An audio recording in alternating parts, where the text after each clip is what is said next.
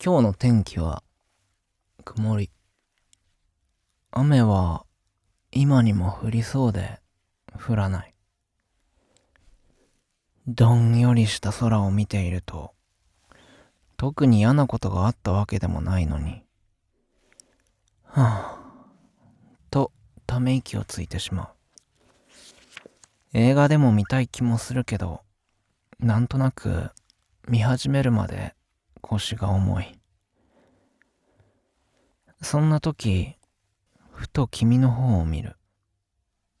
君は僕のことはお構いなしに真剣に漫画を読んで自分の世界に入っている。おそらく僕の視線にも気づいてないだろう。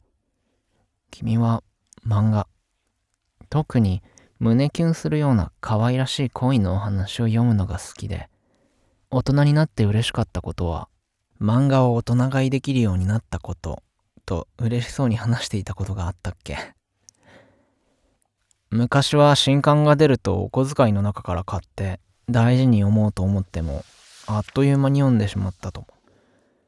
続きが気になるすごくいいところで時間に続くになり、うわーっと叫んでいたと話してくれたね。君はこの話をいつも初めてのように僕に話すけど、もう何度も聞いたよ。大人になった君は今ベッドに寝転んで嬉しそうに、眉間にシワが寄って目が三角になってる。きっと主人公二人の恋をはばかる人物が出てきているか、すれ違いが起きている切ない展開かな。もう内容を読まなくても君の表情で大体わかるよ。面白い表情もかわいい。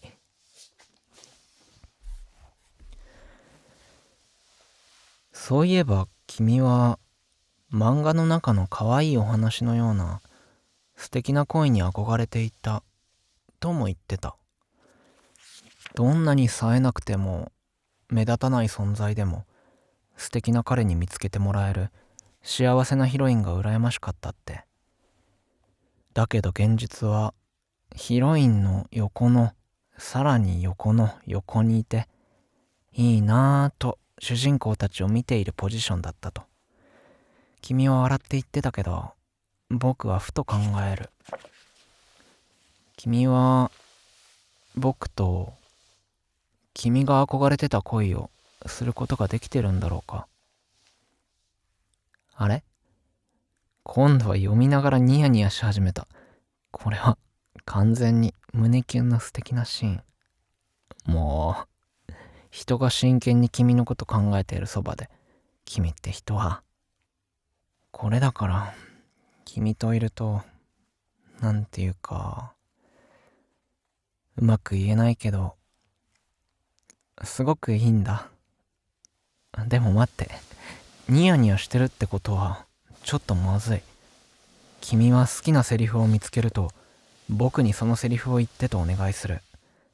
それがいつも本当に恥ずかしい。絶対こんなこと言う人いないだろうってセリフばっかりチョイスしてくるんだもん。嫌だよと言いながら結局リクエストに応えてしまう僕は、自分で言うのもなんだけど結構優しい方だと思う。実際にやると君の判定が厳しくてテイク2は必ずある。詳細な設定があって OK もらえるまで大変。でも君がすごく幸せそうなんだ。あれ、今度は仰向けになって読み始めた。目がハートになってる。確実に後でリクエストされる。僕にはだいぶ危機的状況だ。多分相当胸キュンなんだろう。漫画を読んで幸せそうな君を見てたら、さっきまで憂鬱な気分だったのに、なんか元気になる。雲の横からお日様がちょこっと顔を出したみたいに、君は僕の気持ちを明るくしてくれる。そう。君が楽しそうに過ごしてる姿を見るだけで、いつどの瞬間だって僕は幸せにしてもらってるんだよね。君が笑ってるとどんな天気も晴れになって、君が泣いてるとどんな天気も雨になる。君の目から雨が降る前に傘を差し伸べられるような素敵な作品の主人公の彼のように僕もなれたらいいな。あ、君に直接言ったらもっとリクエストされそうだから言うのはやめとくよ。だけどいつだって僕は君の味方だってことどうか覚えておいてほしい。こんなこと思っていたら読み終わったみたい。仰向けのまま漫画を抱きかかえて小さな声でやばいと言いながら左右にゴロンゴロンしてる。幸せそうな顔しちゃって。そういう顔を見てるとギュッてしたくなるんだよな。たまには自分から伝えるか。でも主人公の彼に程遠い僕は恥ずかしいから後ろからね。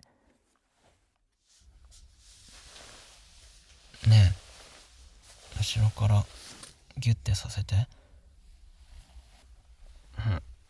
起きて。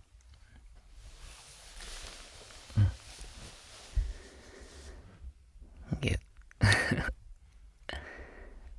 漫画面白かった？最高だった？そうなんだ。よかったね。急にどうしたのって。どうしたんだろう。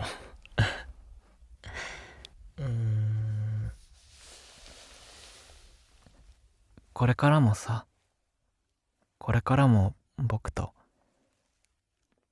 君が憧れたような素敵な恋をしようね。とっても